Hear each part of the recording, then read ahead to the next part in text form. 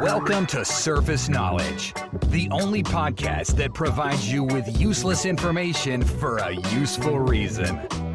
Never again be stuck without an interesting tidbit or fun fact in any social situation. Here's your host, Max Curtin. Welcome back, everyone, to Surface Knowledge, the podcast that delivers just enough to impress in 30 minutes or less. This week, we're diving into the dark and macabre with serial killers. Now, this is a staple podcast topic. You all out there love a bit of murder mystery, unsolved crimes, and why wicked people do the things that they do. In fact, fun fact incoming within the first, 30 seconds of the show. True crime podcasts account for roughly 1/4 of the most listened to podcasts, and it is a genre that is most popular amongst women, and I will explain why later. And the reason true crime podcasts are so popular isn't just due to the dark nature, but because they do use a lot of in-depth reporting to cover their topics. That doesn't really bode well for me since this is surface knowledge, but I'm not just going to give you a list of a bunch of serial killers and give you weak backgrounds in this episode. No, my friends. The point of this episode is to uncover the surface knowledge of serial killers as a whole concept, answering mainly the why of their existence. And that leads me nicely onto my little disclaimer to remind you that even though I have done extensive research, I do always implore you to go out and do your own research on these topic matters. And these words have never been truer than right now, that as I have mentioned, this is just a surface knowledge overview to provide you with quick facts and stories to share with loved ones and strangers. But there are thousands of podcasts that deep dive this very topic matter, so make sure you go check them out. If you are an expert on the subject matter, that's a bit worrying, but would like to add anything, or if you would like to know more, then just get in contact with me at gottil5@gmail.com. Please make sure to follow on whatever podcasting platform you use. Give it a nice 5-star rating if you like it. You can now also follow us for clips and further facts on Blue Sky, Instagram, YouTube, and TikTok, all under the tag Surface Knowledge Pod. Right, intro, done. We got 30 minutes on the clock, people, and there's going to be a lot to cover, so let's dive in to gaining a surface knowledge of serial killers.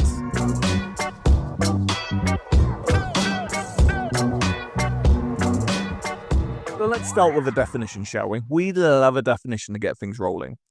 In order for someone to be classified as a serial killer or serial murderer, they need to have murdered 3 or more people, with the killings taking place over a significant period of time in separate events or locations. You can't just kill 3 people on your lunch break and think that you qualify. That's not how it works. The lack of a cooling off period, which would be significant enough of a break between the murders, marks the difference between a spree killer and a serial killer. Now, there are theories about the origin of the phrase serial killer, or its earlier terminology of serial homicide. A serial killing or killer entered the broader popular usage in early 1981 when the New York Times used it to describe Atlanta serial killer Wayne Williams, who is currently serving life imprisonment for the killing of 2 men in Atlanta. And although he was never tried for additional murders, he is also believed to be responsible for at least 24 out of 30 Atlanta murders of 1979 to 1981, which were also known as the Atlanta child murders. And when we look at the actual history of serial killers, the term and psychology behind it wasn't developed until the early 1970s. Now, obviously, there's been a lot of cases throughout history, but without those kind of proper records and investigations, it's hard to kind of pinpoint actual serial killers. It is believed that the first recorded is an important distinction, serial killer was a man named Gilles de Rais, the Baron of Retz, and a veteran of the 100 Years' War, also a mate of Joan of Arc, who confessed to the murder of at least 140 children. He was arrested and executed on October 26, 1440, by simultaneous burning and hanging. So there have been cases throughout history where the person could be attributed as a serial killer. Some sources suggest that legends such as werewolves and vampires were inspired by medieval serial killers. And of course, one of the most famous early examples is Jack the Ripper. I think everyone knows about Jack. He is described as the first modern serial killer. Jack the Ripper killed at least 5 women and possibly more in 1888. This saw a massive manhunt and investigation by the Met Police. During this time and investigation, many modern criminal investigation techniques were pioneered. This included house-to-house inquiries, forensic material was collected, suspects were identified, they were traced, and there was a surgeon working for the Met Police's A Division named Thomas Bond, and he was considered to be one of the first people to build an offender profile.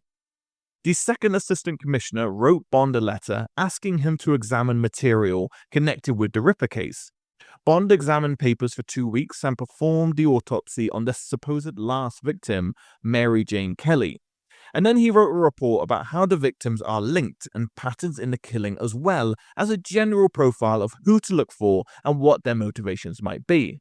A quick extract of that letter reads, "The murderer in external appearance is quite likely to be a quiet, inoffensive-looking man, probably middle-aged and neatly and respectably dressed. He would probably be solitary and eccentric in his habits. Also, he is most likely to be a man without regular occupation, but with some small income or pension. He is possibly living among respectable persons who have some knowledge of his character and habits, and who may have grounds for suspicion that he is not quite right in his mind at times." So based on the Radford FGCU serial killer database, which contains over 5,000 known killers with 170 plus unique data points per individual, and covers everything from MO and backgrounds to education, IQ, and arrest records, this shows that the United States stands out globally for its notably high number of serial killers, accounting for 66.2% of the 5,454 known cases, which, if you're doing your math, is 3,615 serial killers in one country. Silver and bronze medal don't even come close, as Russia has had 196 and the United Kingdom stands at 190. This is why we have a lot of data out of the US and why benchmarking stats are normally cited as being from there. Approximately, for example, 15 to 17% of known serial killers in the United States are female. And here's some other quick facts for you. The average age of a first kill is 27. Most serial killers knew their victim, but around 20% were entirely random, and a surprising number had military backgrounds, though this doesn't necessarily imply causation, just a curious pattern. So with most serial killers being men, there is a leading theory for this phenomenon, in that men are simply more violent than women, and men are arrested at almost 4 times the rate as women for violent crimes. Another theory regarding why there are more male serial killers rests on the reoccurring finding in clinical psychology that men are more likely to have paraphilias, which is an atypical turn-ons, than women. This theory is especially pertinent in cases where sexual desire appears to have been a prime motive. In terms of motive, composited data shows that almost 70% of female serial killers acted for financial gain. In contrast, only 28.8% of male serial killers were motivated by the same financial gain. This is still the largest single motive for all serial killing, but close behind is killing for sexual pleasure, which comes in at 27.3%.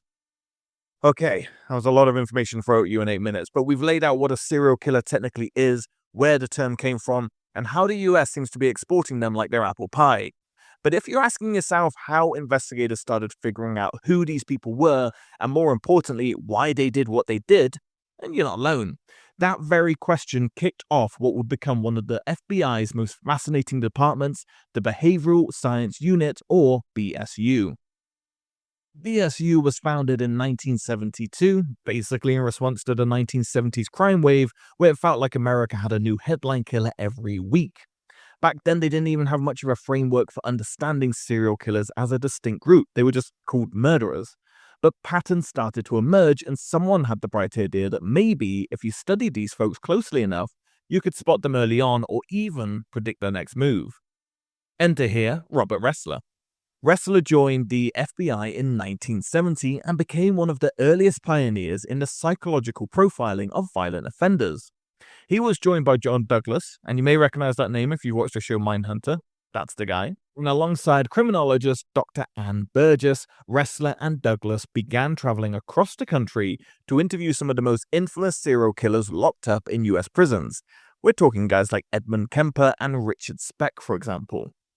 Between 1976 and 1979, they interviewed 36 convicted serial predators and started to notice reoccurring patterns. Things like early childhood trauma, animal cruelty, arson, sexual dysfunction, all those kind of red flags. They documented everything from motives and victim choice to how the bodies were disposed of and how the killers prepped before murder. This became the framework for what we now call criminal profiling. Their work led to the creation of a centralized database on violent crimes and laid the groundwork for what would become the Violent Criminal Apprehension Program, also known as VICAP. Think of VICAP like a giant digital spiderweb. It connects unsolved crimes across jurisdictions because, as it turns out, many serial killers don't stay in one place. They move around, they strike in different states, and they often get missed because the local police departments are not chatting with each other. So VICAP tries to fix that. So the program looks at the modus operandi, which is the how of the crime, the victim types, geographic patterns, and even signature behaviors. Things that a killer doesn't need to do to commit the crime, but they do it anyway. It's often compulsively, like posing the body a certain way or leaving behind a specific item. These signatures can be as personal as a fingerprint and often help link these separate cases together. And here's a wild stat for you. The original research and framework helped define 4 main categories of organized versus disorganized offenders. These are traits that still show up in modern profiling today. And it's not flawless, but it's certainly changed the way that law enforcement approaches repeat violent crimes. Characteristics of the organized offender include a high birth order, inconsistent parental discipline, average or above average intelligence, and poor work performance. The disorganized offender is likely to be of below average intelligence, low birth order, and subjected to harsh parental discipline. Now let's talk about some of the common traits and patterns seen in serial killers. Now it's important that you note that these are general tendencies. It's not a checklist. Not every serial killer ticks every box, and not everyone who exhibits these traits does end up becoming a killer. But researchers and psychologists have identified some reoccurring characteristics that are worth knowing.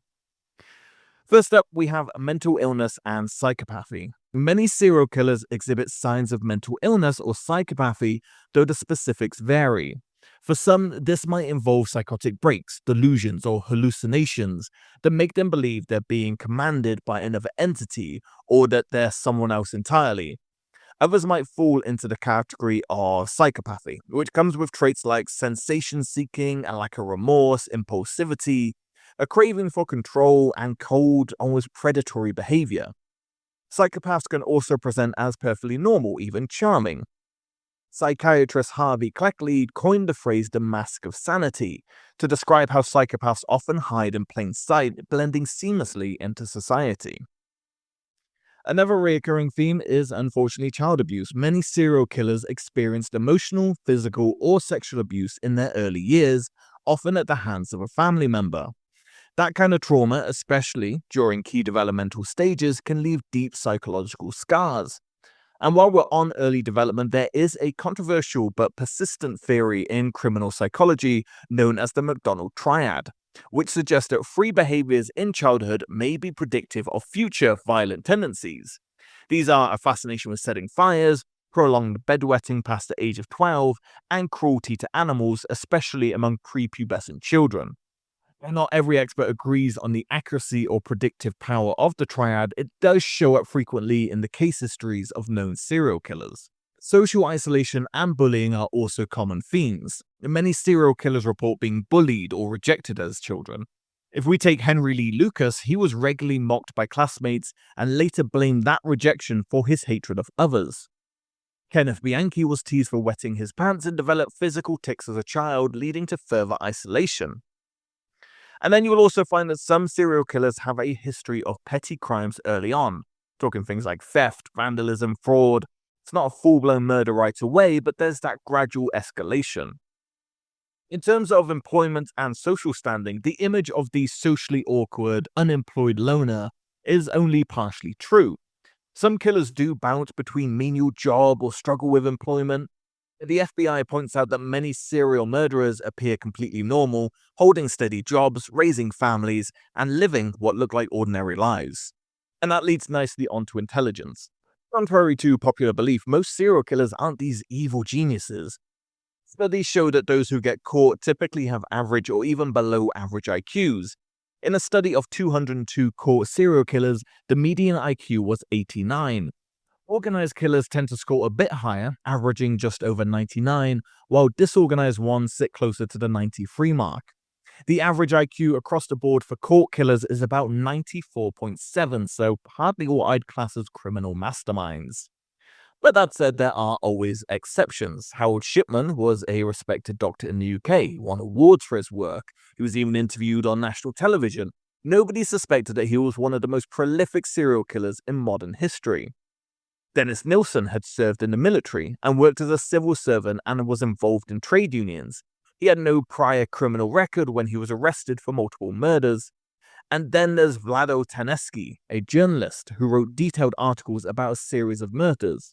Those articles eventually gave away that he was the killer. So while we can spot some trends and red flags in serial killers, there's the psychological traits, there's childhood trauma, there's certain behaviors, there's no universal profile. And that's part of what makes them so difficult to catch. Some blend in, some wear uniforms, some sit across from you at work, and some write crime articles about their own murders. So now that we've looked at who serial killers often are, and what they might have in common, and how the FBI learned to profile them, let's actually look at the why. Why do they kill? What drives them? And what are their different types? So there are 5 commonly cited categories when it comes to serial killer motives. These aren't rigid box, some killers overlap multiple categories, but it does help to understand what tends to light that fuse. Number 1, we've got visionary killers. With visionary killers, these are the ones who commit murder because they believe they're being commanded to by some external force. God, the devil, aliens, talking dog. Wish I was kind of joking about that last one. But let's take Herbert Mullin for an example. He believed that the Vietnam War was preventing a devastating earthquake from hitting California. But once the war ended, he thought he had to balance things by committing human sacrifices to nature. His own father, he said, told him via telepathy, and in the end, Mullin killed 13 people. Or David Berkowitz, son of Sam. He claimed a demon was instructing him to kill and that the demon spoke through his neighbor's dog. Now, we did later admit that that was a lie, but it doesn't change the fact that his crimes were, at least initially, framed in a visionary way. Number 2, we have mission-oriented killers. These are people who believe they're purging society of undesirables in their eye. Sex workers, drug users, specific racial or religious groups. They're not necessarily psychotic, but they do hold extreme, often hateful beliefs that they think justify their actions. Prime example of this is Joseph Paul Franklin, a white supremacist who targeted biracial couples and Jewish people, hoping to spark a race war. Or Saeed Hanai, an Iranian man who murdered at least 16 women, many of them were sex workers, claiming his actions were sanctioned by God to cleanse society. At number 3, we have hedonistic killers. Don't know why I'm doing this like a radio DJ announcing the top hits, but these are the types that probably spring to mind when you hear the phrase serial killer. Hedonistic killers kill for pleasure. That could be sexual satisfaction, the adrenaline rush of the act, or material comfort. It's split into 3 categories: lust, thrill, and comfort. Lust killers are driven by sexual gratification, often involving torture or mutilation. Jeffrey Dahmer is the most infamous example. He didn't just kill, he tried to create zombie-like companions by injecting acid into their brains. He also practiced cannibalism, reportedly to ensure his victims were, quote, a part of him. Thrill killers are there for the high. The Zodiac Killer once wrote to the press, "It gives me the most thrilling experience. It is even better than getting your rocks off with a girl." For killers like Robert Hansen, the thrill came in the hunt. He would abduct women, let them go in the wilderness, and then he'd hunt them like prey. And the comfort killers, on the other hand, are usually in it for gain.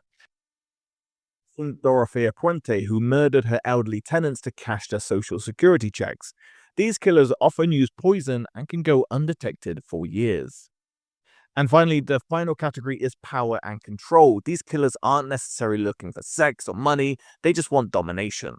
Ted Bundy is often cited here, charming, calculating, and obsessed with controlling his victims.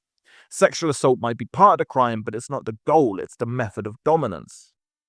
So it's one thing to understand why they kill, but tracking them down, that's where things get a bit messy, bureaucratic, and sometimes very slow. The first step would be recognition, and this is obviously the most critical step in catching a serial killer, is realizing you've got one on your hands in the first place, And that's harder than it sounds. Most murders are committed by someone the victim knows, a spouse, a friend, a rival. So when a murder seems random, it's easy for it to get brushed aside as a one-off, especially if the victim is from a vulnerable or marginalized group. Sex workers, drug users, homeless individuals. These are groups that are statistically less likely to generate public outrage or media attention when they're killed. And that delay in recognition can give serial killers lots of time. And as I mentioned earlier, it wasn't until the FBI started analyzing patterns across states that they realized that there was a huge gap with how police departments talk to each other. A killer could murder someone in Seattle on Tuesday, head to Phoenix by Friday, and no one would be able to connect the dots. Each department was working on its own case in isolation, which is why VICAP was so instrumental. In high-profile cases, law enforcement will often set up a dedicated task force.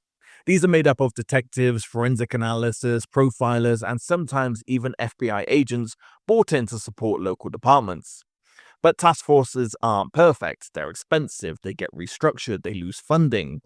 Case in point of this, the investigation into the Green River Killer, Gary Ridgway, cost millions over the years and saw the task force grow, shrink, and even at one point it was down just to one investigator. The case was finally cracked thanks to a combination of old-school detective work, DNA evidence, and a little help from a guy who was already in prison, Ted Bundy. Bundy actually offered advice to the investigators, suggesting that the killer likely revisited dump sites and might even engage in necrophilia, and weirdly, he wasn't wrong. As the technology advanced, so did the tools investigators had access to. Today, DNA evidence is the gold standard. A single hair, a flake of skin, a drop of blood, that's all it takes to connect a killer to a crime scene. But it wasn't always this precise. In the past, investigators rely on things like blood typing, dental impressions, and psychological profiles. You want an example? Ted Bundy again. His conviction hinged largely on a bite mark found on one of his victims. He tried to destroy his teeth to avoid detection, but dental molds matched the wound precisely. Or let's consider Dennis Rader, the BTK killer. He evaded capture for decades until 2005 when he sent a floppy disk to the police thinking it was untraceable. But they found his name in the metadata within minutes. So, thanks for labeling your church files, Dennis. Even small slip-ups like that, mailing a letter, getting pulled over, bragging too loudly, have led to arrests in many cases. It's why so many killers eventually get caught. They start to believe they're untouchable. But, as always, ego is a killer's worst enemy. Now, we're coming up on time and we've gone deep into definitions, psychology, FBI profiling, motives, investigations, and some pretty horrifying case studies. So now we just have to ask the question, why are we so obsessed with serial killers? Let's be real here, you're listening to this episode, I made this episode, and we are far from alone from people who are interested in this stuff. Serial killers have been a constant present in books, films, documentaries, and now most prominently in podcasts. We've got stuff like Mindhunter, Dexter, You, Monster, Conversations with a Killer, My Favorite Murder, Crime Junkie, and a seemingly endless list of Netflix documentaries, so there's clearly a cultural appetite there. But where does that appetite come from? Some psychologists argue it's a combination of fear and fascination. These stories tap into primal instincts, survival, danger, the unknown, but they also offer safety, because we're engaging with danger from a distance. We get that adrenaline rush, the mystery, the horror, but none of the risks. And weirdly, serial killers often come with an element of order. As chaotic as the crime may seem, there are usually patterns, there's motives, there's stages, and for the human brain, which loves puzzles, that structure is weirdly satisfying. We like stories that have beginnings, middles, and ends. Serial killer narratives often provide that. Spree of crimes, a growing investigation, the twist, the capture, the trial, sometimes even the execution. It's tidy. It's tragic, but it's tidy. As I mentioned at the start, true crime, especially serial killer content, is disproportionately consumed by women. In fact, studies show that women make up the majority of listeners for most true crime podcasts and readers of true crime books. And we have to ask why. There are a few theories. One is the defensive preparedness theory, that women engage with true crime as a form of self-protection almost, learning the red flags, studying the behavior of violent men, understanding how to avoid danger. It's educational in a really horrifying way. Another theory is more psychological. True crime allows listeners, particularly women, to confront trauma, personal or systemic, from a safe distance. They're processing their own fears through controlled exposure. So why do some people idolize these figures? It's complex. There's no right answer to this. For some, it's the allure of danger. For others, it's a misguided attempt to understand or fix someone that's broken. And in some cases, it's just performative edgelording. I don't know. But the fact that serial killers can become celebrities tells us a lot about how we consume crime. We don't just want justice. We want a story. And stories, they need characters. Which leads us into the most uncomfortable truth of all, which is serial killers as entertainment. We've turned real murderers into content. There's a whole industry built around telling and retelling these stories. There's books, there's series, there's TikToks, there's merch. In some cases, these retellings are respectful, they're careful, and they're research. But in others, not so much. There's that kind of fine line between documenting history and glorifying the killer, between shedding light on victims and making a spectacle of their deaths. We've all walked that line. This episode, for example, it's meant to inform, but I've told jokes, I've described murder cycles, I've quoted serial killers. It's fascinating, but it's also real. So here's the moment where I say, let's remember the victims. They often get reduced to numbers, footnotes, or blurry photos in a montage, but they were people. People who had families, careers, goals, and lives beyond the terrible way that they were taken. So if you are diving into the world of true crime, and clearly you are, just remember, it's okay to be curious, but maybe don't idolize the monsters. So there it is, a surface level look at serial killers, not just who they are, but why they are, how they're caught, how they're studied, and how they've become the modern day boogeyman and somehow pop culture stars. And if you've made it to the end, congratulations, you now officially know just enough about serial killers to make people very uncomfortable at dinner parties. And if you enjoyed this, maybe not enjoyed, if you appreciate, let's go with appreciate. If you appreciate this episode, please rate and review the show on your podcast platform of choice. Really helps more people find surface knowledge, and more listeners means more episodes just like this one. You can follow us on Blue Sky, Instagram, YouTube, and TikTok at Surface Knowledge Pod for bite-sized facts, episode clips, and behind-the-scenes stuff. You can also email me at gottill5@gmail.com if you got feedback, suggestions, or if you're a qualified criminal profiler and want to very kindly correct something that I said. We have hit just on 28 minutes. This is the longest we've done and the closest we've come to under 30 minutes or less. But that is it, my friends. I'll be back next week where we'll be gaining a surface knowledge of punk rock. See you then, sickos. You've been listening to the Surface Knowledge Podcast, part of the GT5 network. Be sure to subscribe and rate on your favorite podcasting platform so you never miss an episode. We'll see you back here soon for another episode. Until next time, stay curious.